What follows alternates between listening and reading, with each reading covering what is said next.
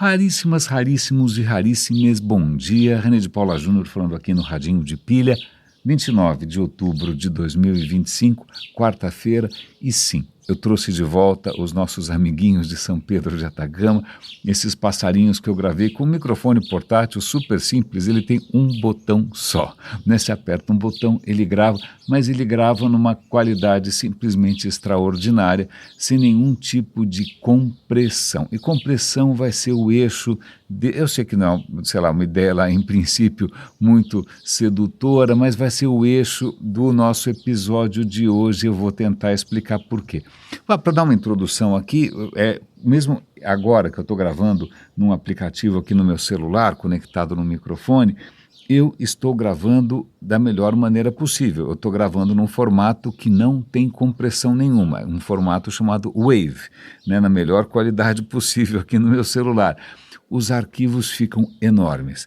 Se eu gravo aqui um episódio, sei lá, de 40 minutos, quase dá 1 giga, né? Mas não é isso que você escuta, não é isso que você baixa, porque se você tivesse que baixar 1 giga para me ouvir, imagina, a coisa era completamente inviável, né? Normalmente o que eu faço é, eu junto aqui o passarinho, tiro as tosses e as hesitações e os engasgos, né? Eu subo isso para o SoundCloud, sabendo que ele vai pegar esse arquivo gigantesco de quase 800 megas, sei lá, 1 giga, né, megabytes, diga-se de passagem, isso vai ser mais importante, vai ser importante daqui a um pouquinho, não é? E ele vai comprimir isso num formato que é MP3, que, né, todo mundo conhece, que entrou aqui na nossa vida faz já nem sei quanto tempo faz que aquele alemão inventou o MP3. O MP3, o que ele faz? Ele pega um arquivo que não tem compressão nenhuma, que ele é exatamente como ele foi registrado, né, pelos sensores,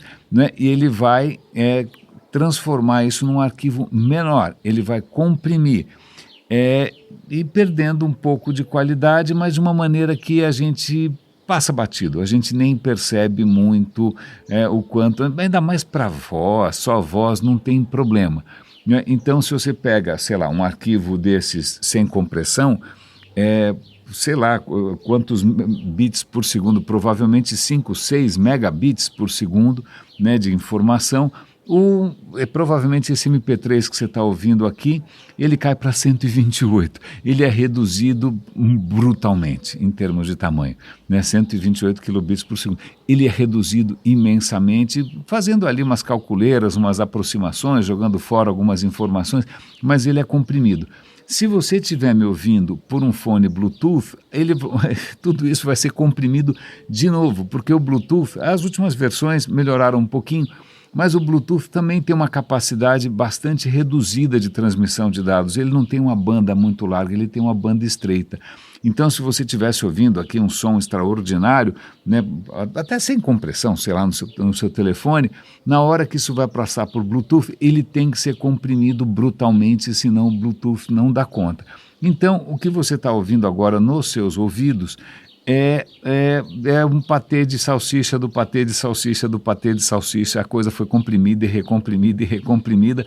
Por quê? Por conveniência, porque senão simplesmente as coisas não dão conta. Quanta banda você tinha que ter, né, se esse podcast estivesse aqui sendo transmitido sem nenhum tipo de compressão. Ok, mas eu juro que não era exatamente disso que eu queria falar, mas é bom a gente ter essa noção, né, de que a internet como a gente conhece, os streamings que você assiste, todos eles são possíveis por causa de compressão. Quer ver um exemplo? Eu voltei do Chile, né, e eu uso uma câmera, não uso só o celular, e eu coloquei uma configuração lá para a câmera não só tirar as fotos em JPEG, mas ela manter o que é o chamado arquivo RAW, que é o arquivo sem compressão, o arquivo puro, o arquivo com a informação que veio direto do sensor. O arquivo que veio direto do sensor, o RAW, né, o cru, por assim dizer, ele é enorme. Ele é enorme porque não tem compressão nenhuma. Por que eu faço isso? Eu sou masoquista, eu quero gastar mais cartão de memória? Não, porque primeiro ele preserva a qualidade máxima da câmera e se eu quiser fazer algum ajuste, a temperatura de cor, sei lá, contraste, ou seja o que for, funciona melhor. Porque o JPEG, que a gente costuma usar torto e à direito, ele é uma compressão que a gente chama de compressão comprida. perdas, ele joga fora informação que a gente nunca mais recupera. Né? Aliás, vale lembrar que, já que eu estou falando de fotos de viagem aqui, né, lá vou eu fotografar alguma coisa em RAW e aqui em casa eu pego, transformo isso num JPEG com a melhor qualidade possível, né, sabendo que já é uma perda, mas paciência, e aí eu subo isso para o Instagram, que vai recomprimir esse JPEG e vai ficar quase que reconhecível, a foto perde qualidade brutalmente, e se isso for... O Instagram faz isso também, né, de jogar direto para o Facebook. Quando ele vai para o Instagram, ele é recomprimido de novo, então as pessoas quando dão like numa foto que aparece no meu Facebook, eu fico, ai meu Deus, que desespero, porque ela não viu a foto original, ela não tem ideia de como é que era essa foto antes dela ser triturada pelos mecanismos de compressão. Ou seja, tudo que a gente está vendo no digital é comprimido. Mas aí vem uma questão muito interessante, não é só no digital. E eu vou tentar deixar isso claro para vocês, porque eu tive uma revelação agora, eu conversei primeiro com o ChatGPT, e aí só por efeito de comparação, eu resolvi fazer uma conversa parecida no Claude, né, que é um concorrente. Né? Mas tudo realmente começou com um artigo um pouco, sei lá, técnico, científico, sobre 2 rapazes na Austrália que conseguiram fazer uma mágica extraordinária. Né? Eu sou um grande fã de telescópios e satélites com telescópios, a observação do universo, e um dos telescópios que todo mundo aqui, eu pelo menos sou fã de carteirinha, é o James Webb, que está lá no espaço, são vários sensores. Acontece que um dos sensores do James Webb, mais ou menos como tinha acontecido com o Hubble, assim que ele foi lançado em órbita, colocado em órbita, os cientistas perceberam que ele estava com um pequeno problema de foco. Ai meu Deus do céu, o que faz? Tem que mandar astronauta lá, manda um foguete, lá vai o astronauta, conserta, opa, agora a gente está enxergando. Ou seja, digamos uma pequena gafe que custou caro. O James Webb, um dos sensores, se eu não me engano, o sensor de infravermelho, ele era basicamente míope, ele tinha ali uma aberração, um problema qualquer, que as imagens, infelizmente, não eram tão nítidas. E os caras falaram, ai meu Deus do céu, a gente vai ter que pegar um foguete, subir lá de novo, lá vai um astronauta consertar esse troço e tal. Mas 2 rapazes na Austrália, usando redes neurais, inteligência artificial, software e tal, com o time da universidade deles, eles conseguiram fazer o seguinte, não precisa mexer no equipamento, não precisa mexer no hardware, não precisa voar para o espaço, a gente conserta tudo por software. A hora que a imagem chegar, a gente processa, usando redes neurais e tal, e a gente recupera a nitidez original. E os primeiros exemplos são espantosos. Você vê a imagem original, parece o Renezinho enxergando sem óculos, não, a imagem que estava antes da correção, né, parecia o René enxergando tudo borrado. Né, a hora que você aplica essa correção por software, uau, é um esplendor. Não, então palmas para os rapazes e tal. E aí, puxa, que legal essa história de você conseguir corrigir uma imagem por software. Né? E aí isso, por coincidência, né, tem uma ressonância muito forte com um paper que apareceu na Nature, que eu estava lendo hoje de manhã. Eu não sei se vocês têm algum iPhone com Retina Display ou iPad, eu não entendo muito do ecossistema da Apple. Né? O meu ecossistema é Android e Windows. Mas, pois bem, a Apple vem se gabando há muito tempo de ter feito, finalmente, algum tipo de tela que ela é equivalente à resolução da retina humana, tanto que eles chamam de display retina. Certo? Certo? Não. Pesquisadores fizeram ali uma série de testes super exatos e precisos para ver qual é efetivamente a resolução máxima do olho humano. Spoiler alert, é maior do que o da retina. Acho que a retina tem 60 qualquer coisa, pixels por grau, alguma coisa assim, não é? E o olho humano detecta, ali no centro dele, detecta 90 e tantos. Então a resolução do olho humano é maior. Né? Então lamento, Apple, foi propaganda enganosa, você ainda vai ter que se esforçar um pouco mais. Mas o que é interessante aqui, que agora a gente entra... Quando eu vi essa história, falei, pera, se o olho tem essa resolução, né? O olho humano equivaleria a que câmera digital, certo? A que tipo de sensor de câmera digital, de quantos megas? E aí começou uma conversa com o ChatGPT que para mim realmente me abriu os olhos, né? Me fez ver coisas que eu não podia imaginar. Ok, vamos por partes. Faz tempo que eu venho falando aqui no Radinho citando inúmeras pesquisas e trabalhos acadêmicos e descobertas, etc. e tal, inclusive filósofos que dizem que, olha, a nossa percepção do mundo é, digamos assim, um cineminha, é uma produção artística da nossa consciência, porque a nossa consciência está juntando um monte de coisa disparatada, né, e está produzindo essa ilusão de que você está enxergando tudo absolutamente bem, né, que a realidade é exatamente isso que você está vendo, não está faltando nada, né, que se você enxerga bem, parabéns, você está vendo de uma maneira perfeita, eu preciso de óculos, infelizmente, mas isso, veja bem, isso é literalmente uma ilusão. Isso, sob vários pontos de vista, não só porque ele está juntando várias coisas que estão em tempos diferentes, mas porque também muito do que você está vendo é uma projeção da memória, é também uma previsão do que deveria estar acontecendo. Na verdade é um show, né? Você não tem como você ter acesso instantâneo à realidade plena. Você tem sentidos, os sentidos têm limitações, a velocidade não é infinita, então o que o cérebro faz? O melhor que ele consegue com tudo isso. Né? Durante milhões e milhões e milhões de anos, né, a nossa percepção, a nossa cognição, né, ela foi criando mecanismos para aprimorar, né, essa percepção, essa ideia que a gente tem, que a gente está vendo a realidade em tempo real. Não é bem assim. Não precisa entrar em pânico, você não tem nenhum problema. É por isso que quando alguém toma alguma droga ou toma álcool, você começa a ver tudo de estranho, é simplesmente porque a ilusão começa a ficar mais estranha ainda. É só isso. É tudo a realidade é uma alucinação, a alucinação é uma alucinação ao quadrado. Mas vamos tentar exemplificar isso com o que eu aprendi nessa conversa com o ChatGPT. A questão do olho, muitas vezes quando, sei lá, biólogos falam da visão, vários animais desenvolveram visões completamente diferentes, né? Eu morro de inveja do polvo. O polvo tem um olho que não tem ponto cego. O olho humano tem um ponto cego, que é uma coisa ridícula. Acho que o projetista estava dormindo, né? Porque você tem todo o cabo. Imagina a retina como se fosse uma placa de circuitos, né? Placa de circuitos em que todos os cabos estão em cima da placa. Aí você fala, puxa, mas espera um instante só, eu tenho que mandar esses cabos para trás.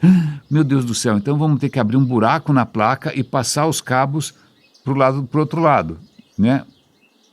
Isso é o nosso ponto cego, que você não enxerga, de novo, porque o cérebro está construindo, está apagando essa imagem por meio de software, né? Ele está apagando essa imagem, você não vê que tem um buraco na tua retina, senão não passa os cabos, tá bom? Senão não passa o nervo óptico. O polvo é muito mais evoluído, né? O olho dele lembra um pouco o nosso, evoluiu completamente independente da nossa visão, mas todo o cabeamento é feito atrás da placa, então ele não tem ponto cego. Mas tem inúmeros, tem aranha, tem libélula, tem mosca, até vieira, que são aqueles mexilhões ali, também tem um tipo de visão. O polvo enxerga pela pele. Então, a variedade de tipos de olhos é uma coisa absolutamente extraordinária. E, lamento informar, eu sei que muitos criacionistas tentam desbancar, né? Muita gente que acredita num criador, um arquiteto do universo, né? Vai dizer que, olha, a prova de que a evolução é uma balela, é o nosso olho, imagina, é uma perfeição, ele só pode ter nascido de uma vez. Bom, em suma, primeiro que o nosso olho não é o mais perfeito, nosso olho não é o melhor, né? E a gente tem inúmeras evidências de que ele foi evoluindo aos poucos. Mas vamos lá, vamos falar da nossa visão, depois a gente fala das outras criaturas. Acontece o seguinte, esse achado desse paper da Nature, que a resolução máxima do nosso olho é 96 alguma coisa, isso não quer dizer que a nossa retina ela seja um sensor de máquina fotográfica que tem a mesma sensibilidade, a mesma resolução num sensor inteiro. Se eu pegar a minha câmera, que nem tem um sensor tão grande, um sensor pequeno, né, mas ela tem lá um monte de pontinhos, cada pontinho corresponde a um pixel, né, a imagem que a gente vê nas telas é feita de pontinhos, né, tem vários pontinhos, vários sensorizinhos ali, né, 3.000 para cá, 2.000 para lá, sei lá quanto é que dá esse negócio, e, pois bem, então cada sensorzinho desse é igual aos outros. Cada sensor desses tem um cabinho que vai ligar, então quando você tira uma foto, todos os sensores têm a mesma resolução, a mesma capacidade, e isso é registrado num arquivo gigantesco. Ponto. Nosso olho não funciona assim. Nosso olho funciona de uma maneira muito peculiar. É o que eles chamam de visão foveal. Eu acho que eu espero estar traduzindo direito. O que quer dizer o seguinte, a nossa retina é redondinha, não é quadrada, não é? Mas o que é muito interessante é que no meinho da retina você tem a resolução máxima, que é o tal do 96. Algumas pessoas têm 120, não deve ser o meu caso. Né? Pois bem, mas algumas, vamos chutar 100. Tem uma resolução de 100 ali no meinho. Mas quando eu digo meinho, é bem no meinho. Porque se você amplia um pouco, em vez de 2 graus, 1 grau ou 2 graus, você amplia para 10 graus, já cai pela metade. Se você aumenta para 40 graus, cai pela metade de novo. Quando você chega na borda da nossa retina, a resolução é muito baixa. Ao invés de ser 100, é, sei lá, 20, que seja. Não é? Então, que engraçado. Como assim a resolução é melhor no meio e na borda ela é pior? Né? Como é que eu não percebo isso? Veja bem, a primeira questão aqui é a seguinte: se a gente tivesse a capacidade de ter acesso, quando a gente fala em vídeo, a gente fala em frame, né? A gente fala em quadro. Um vídeo normalmente tem 25, 30 quadros por segundo. Se for um game, tem 60 quadros por segundo, sei lá. Né? Se a gente conseguisse pegar um quadro de um vídeo, ele tem a mesma resolução em todos os lugares. Um frame da nossa visão, não é bem assim. Ele seria muito maravilhoso e lindo e detalhado no centro, e em volta é meio borradinho. Por que que você não vê assim? Por que que a impressão que você tem da realidade não é essa? Em primeiro lugar, porque o seu olho não está parado nunca. Ele está sempre fazendo movimentos de lá para cá, que em inglês é o equivalente ao que a gente chamaria de sacada. Ele está sacando para cá, sacando para lá, mais ou menos 3 a 4 vezes por segundo, o teu olho está pulando de um ponto para o outro. Né? Na verdade, a hora que ele está pulando de lá para cá, a imagem não está pulando, né? Espero que não, né? Senão você ia ter um acesso de náusea agora, né? Mas teu olho está indo de lá para cá. E veja, ele vai... É como se você estivesse olhando o mundo através de um rolinho de papel higiênico. É mais ou menos isso. Se você quiser ver uma cena inteira olhando por um tubo vazio, pega uma folha de papel, enrola, faz um tubo e olha por ela. Se você quiser ter uma ideia do que está acontecendo, você vai ter que mexê-la de lá para cá e, na sua cabeça, compor o quadro. Então, veja só. Se você tem essa ilusão de que tudo que está na tua frente está igualmente nítido, é porque o teu olho está indo de lá para cá, de lá para cá, de lá para cá o tempo todo, né? E o teu cérebro está compondo como se fosse um Photoshop, né? A resolução total, mas em nenhum momento ele tem a resolução total de tudo. Isso é completamente ilusório. Perdão, limpando um pouco a garganta aqui. Mas além desse efeito, tubo de papel higiênico, rolo de papel, ou seja o que for, não é que você realmente não tem a resolução total em tudo. Tem um outro fenômeno curioso, que isso sim eu não tinha ideia, que é a seguinte: tá legal, o olho funciona assim, são sei lá quantos milhões de sensores, 100 e tantos milhões de sensores distribuídos na sua retina. Tá, já entendi, eles são melhores no centro, em volta é meio meia boca, não é? Mas então tá bom, então toda essa informação vai passar por aquele buraco que é feito na retina, né, pelo ponto cego, e vai passar pelo nervo óptico para o cérebro, e o cérebro que está fazendo essa confusão toda. Não, na verdade, em nenhum momento o cérebro tem acesso à informação bruta. Por quê? Porque o olho comprime o que ele está vendo. De que maneira que ele comprime? Veja, o nervo óptico, ele tem mais ou menos, é como se fosse um feixe, né? Imagina que você pegou macarrão, vai fazer macarrão, você pega aquele punhado de macarrão, junta, é um feixe de coisas compridinhas. Né? Então, o nervo óptico é um feixe que tem mais ou menos 1 milhão de fibras, por assim dizer, tá bom? Tem 1 milhão, mas espera, 1 milhão, quantos sensores tem? 100 e tantos sensores, com informação daqui, informação dali. Pensando só, não passa, não dá, né? O olho está gerando mais informação, a retina está gerando mais informação, os sensores estão gerando mais informação do que o nervo consegue transmitir. O nervo óptico não tem tanta banda assim. A banda dele é relativamente modesta. A banda dele não é diferente de uma conexão de banda larga, de, vamos supor, 100 megas, que não é nenhuma conexão maravilhosa. Uma conexão de fibra pode chegar a 1 giga. Pois bem, o seu nervo óptico não tem 1 giga, tá bom? O seu nervo óptico, num dia bom, transmite uns 100 megas, talvez um pouco mais do que isso, tal. Mas, veja, o olho está produzindo muito mais informação do que isso. O que acontece? O olho comprime, a retina comprime. Os sensores no teu olho não estão ligados direto no nervo óptico. Cada sensorzinho, cada cone, bastonete, etc., não é que ele está ligado direto no cérebro. Não. Eles são agrupados. Eles são agrupados, eu já esqueci como é que é o nome dessas celulinhas todas, eu já esqueci. Mas tem uma celulinha lá, uma entidade na sua retina, que ela, como eu ia dizer, ela junta as informações de vários sensores numa só. Tá bom? Então, no centro do olho, que você precisa de mais resolução, né, você tem esse agrupamento, né, é feito, sei lá, dois. Né, você pega dois sensores e agrupa esses dois, pronto, você tem um sinal. Agora, já na periferia do seu olho, essas células que mais ou menos resumem, né, o que os sensores estão fazendo, tem mais ou menos 20, 30, 40 para 1. Uau! Então a informação ali que o olho, a retina recebeu nos sensores, no centro ela é um pouco comprimida, ela é comprimida pela metade. Agora, nas bordas é comprimida 40 vezes, né? É uma média de 40 sensores, então realmente a resolução cai.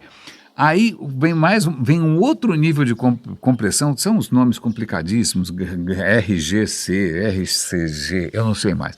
Mas tem um primeiro nível de compressão, essa compressão, ou seja, você tem um resuminho, né, no centro do olho, nessa visão mais detalhada dos 96, alguma coisa, isso é a cada 2, mais ou menos. Cada 2 são juntados numa coisa só. Tá, ok, não comprimiu tanto assim. Na borda, isso é comprimido muito mais. Mas isso ainda não está pronto para ir direto para o cérebro, porque isso passa por mais um nível de compressão, onde é muito bizarro isso, mas onde o que está sendo registrado ali, o que realmente interessa é que são as mudanças, não é a informação dura, a informação pura daquele, vamos chamar assim, pixel, não é isso. O que vai ser passado para o cérebro já é uma informação muito comprimida. Ela não vai falar, olha, o pixel tal está com tal intensidade, o pixel 2 está com tal intensidade, ou aquele grupinho de pixels está com tal intensidade. Não, ali já vai ser condensado, sobretudo com relação ao que mudou. O que mudou é interpretado, tipo, olha, tem um objeto se movendo com essa velocidade. É essa informação que vai para o cérebro. O cérebro não tem acesso à informação direta de nenhum sensor. Então tem uma primeira camada ali que já dá uma comprimidinha, e essa compressão, esse resumo, vamos chamar assim, né? Como é que quando a gente faz um sumário, quando a gente faz uma síntese, né? Tem essa primeira camada e isso, de novo, ela é muito mais generosa, tem muito mais qualidade no centro do que na borda vira sopa, não é? Mas isso depois é interpretado de novo, ainda no seu olho, antes de embarcar para o nervo óptico.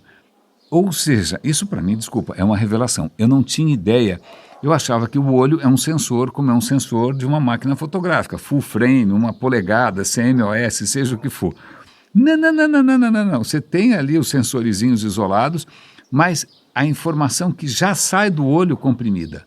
Ou seja, ela já sai do olho com perdas. Ela já sai do olho com uma compreensão ali bastante, digamos assim, simplificada do que está acontecendo. Por quê? Em primeiro lugar, porque a evolução é maravilhosa. Em segundo lugar, porque não teria outro jeito. Se você pegasse a informação bruta que vem de todos os sensores e chucha isso no cérebro para ele descobrir o que está acontecendo, não dá conta. O nosso cérebro é absurdamente lento. Lento, quer dizer, não, para a gente está ótimo, mas quando é comparado com um processador qualquer do seu smartphone, do meu computador, tanto faz, é uma minhoca, né, uma lesma. Então veja, em nenhum momento o teu cérebro tem acesso como se fosse uma lente aberta sobre o mundo. Não. O olho já faz decisões muito dramáticas de compressão, uma compressão que pode chegar praticamente a 900 para 1. Né? A informação que passa pelo nervo óptico não é banda muito larga, porque não teria como, não daria tempo. Então veja, o olho está transmitindo uma informação que já sai comprimida. É como se a tua câmera ela só fotografasse num JPEG meia boca. Você nunca vai ter acesso ao arquivo RAW. Né? Esquece, não existe arquivo RAW. na visão, na percepção humana.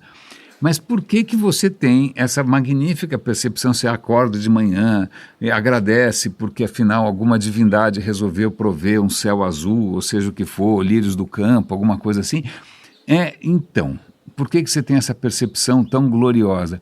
Porque o cérebro está literalmente misturando essas informações que vêm do olho, que são informações normalmente de mudanças, o que que mudou, o que está mudando, né? E vai estar juntando isso com as suas memórias, vai estar juntando isso com categorias que ela formou, vai estar juntando isso com previsões de como as coisas deveriam estar acontecendo, ele vai estar juntando você ali com o tubinho olhando para lá e para cá, ele vai juntar tudo isso como se fosse uma imagem só, né? E aí ele apresenta para você essa coisa photoshopada que a gente chama visão.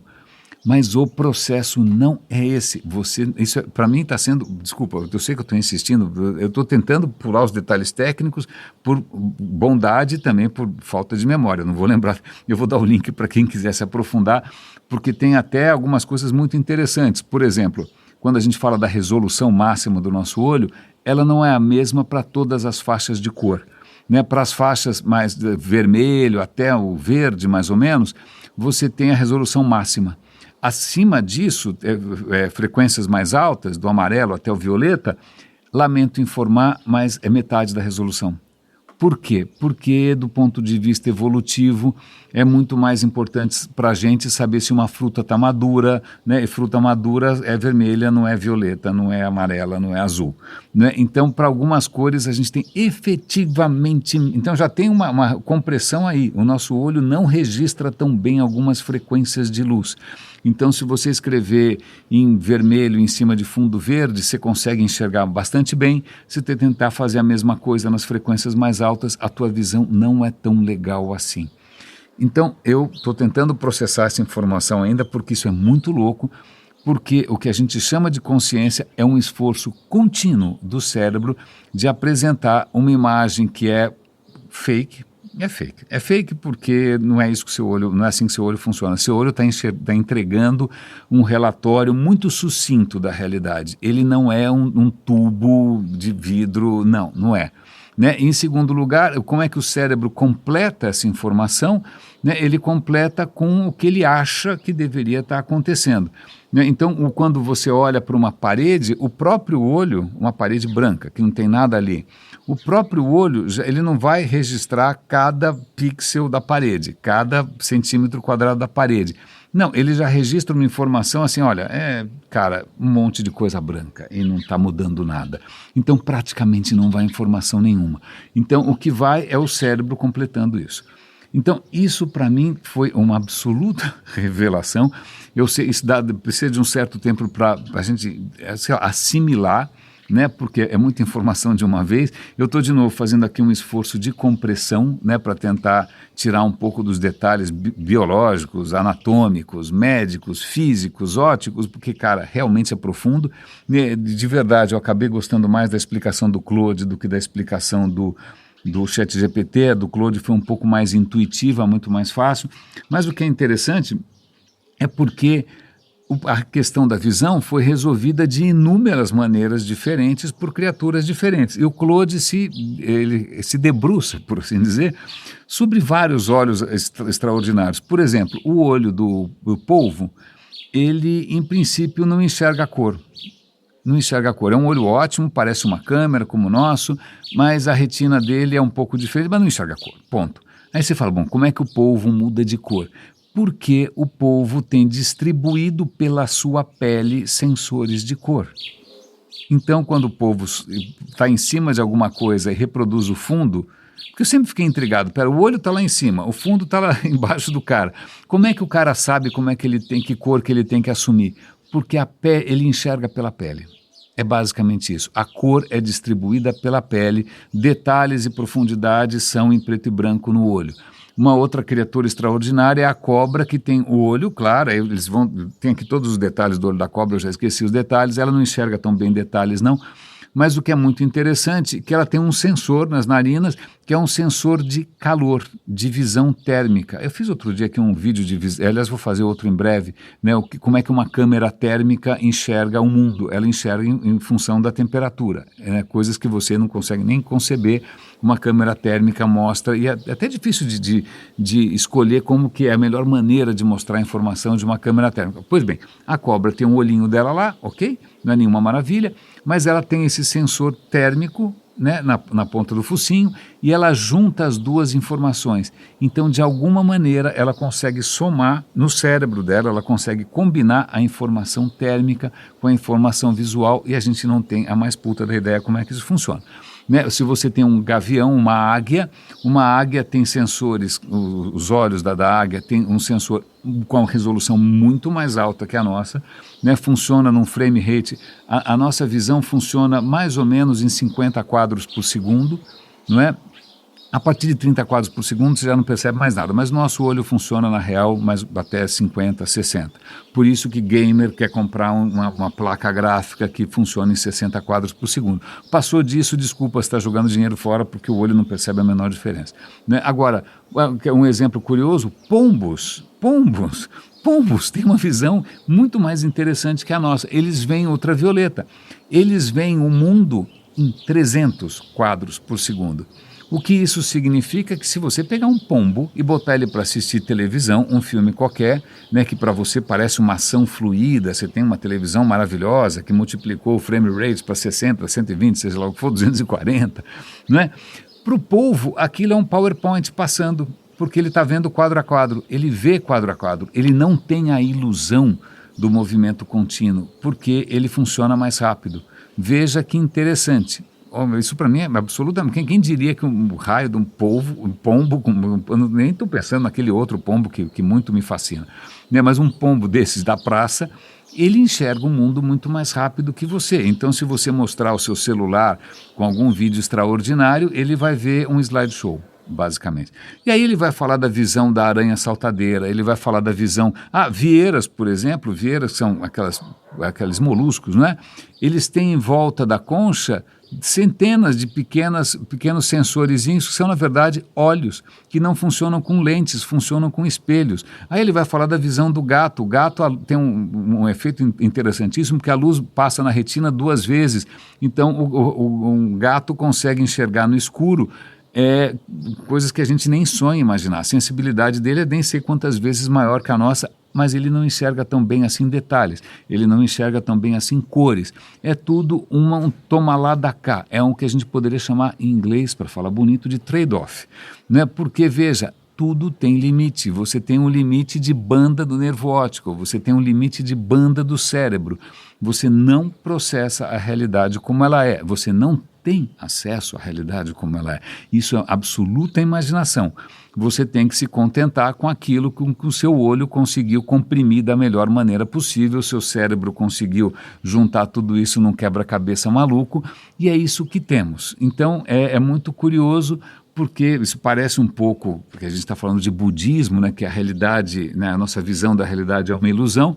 Na verdade né, uma ilusão útil, uma ilusão que faz com que a gente consiga fazer o que a gente precisava fazer há alguns milhões de anos, né? No mundo moderno já não tenho tanta certeza, a realidade está lá fora, a questão é que é informação demais, não tem como dar conta, né? Todo o nosso processo de percepção, isso deve valer provavelmente para a audição, deve valer para absolutamente tudo, ele passa por etapas de compressão, por etapas de abstração, depois isso é juntado com memória, depois isso é juntado com projeção do futuro, né, para ir construir isso que a gente olha em volta aqui e parece perfeito. Você não está vendo aqueles borrõezinhos do JPEG, você não está vendo a realidade da pulinhos, como se fosse um vídeo num frame rate muito baixo.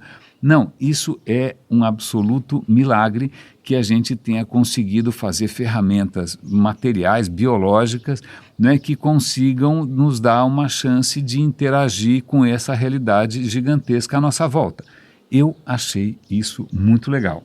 E para conectar aqui com outro artigo que eu acabei de ver, com outro paper muito interessante, né, eu acho que todo esse aparato que a gente conseguiu desenvolver, infelizmente, não resolveu a questão fundamental, que é a cegueira né, para a beleza da vida, porque tem aqui um estudo muito interessante sobre a biomassa total dos mamíferos nesse planeta. Ok, esse planeta tem várias formas de vida, eu sei, tem aranha, escorpião, tem cobra, tem o diabo.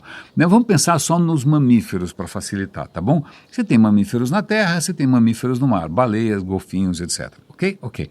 Vamos supor que você voltasse no tempo, que é o que esse estudo faz, e tenta estimar você pega todos os mamíferos, não importa, na água, tanto faz, junta tudo e soma. Naquele momento, os mamíferos eram mais ou menos 200 milhões de toneladas, eram os mamíferos marinhos e os mamíferos selvagens, ok? Equivalentemente, tinha 200 milhões de toneladas de seres humanos e seus rebanhos, vaca, ovelha, sei lá, cachorro, gato, ok? Ok. Então, veja, você tinha 50% da biomassa no século XIX, não é? Era feito de humanos e seus asseclas, né? E o resto era o resto dos mamíferos, certo? Certo. O que acontece, você olha a curva é bastante perturbadora, porque ela mostra que ao longo do tempo duas coisas aconteceram. Em primeiro lugar, a massa dos outros mamíferos, sobretudo os mamíferos marinhos, caiu mais que a metade. Ok, culpa de quem? Adivinha. Né? E, por outro lado, a massa dos humanos e seus dependentes subiu mais de 5 vezes. Então, você sai de um mundo em que humanos e sua turma eram metade da biomassa, você vai para um mundo onde 90 e tantos % da biomassa desse planeta é feita de humanos e as outras criaturas que a gente sacaneia, não sei exatamente por quê. É assustador, é absolutamente assustador. É bom a gente abrir os olhos para essas coisas, o impacto de tudo, da maneira como a gente se alimenta, da maneira como a gente vive. Não é? Eu não consigo tirar dos meus olhos, agora ficou gravado para sempre na minha memória, né, graças a esse fabuloso sistema de compressão, abstração, etc. e tal, e sintetização da nossa consciência. Eu não consigo tirar da memória esse gráfico onde hoje o mundo natural, os mamíferos da natureza são 5% do total. E 95% é um bando de eleitor de Trump e do Bolsonaro. Lógico, isso é lógico, né? Não é todo mundo assim e tal. Mas é que realmente isso é bastante preocupante. Raríssimos e raríssimos, eu acho que era isso que eu tinha para comentar com vocês. Espero que não tenha sido árido demais, espero que não tenha sido, sei lá, viajandão demais, mas eu acho que ao longo de todo esse tempo, né, que a gente vem conversando sobre o quanto a nossa percepção é uma construção, né, agora esse entendimento de como que a evolução conseguiu nos prover com algum tipo de sentido, né, que fosse efetivo para aquilo que a gente costuma precisar, não é? Dentro das limitações de energia, tempo, física, química, eu acho isso genial. Sei lá, espero que vocês tenham gostado. Cuidem-se, por favor, um grande abraço e até amanhã.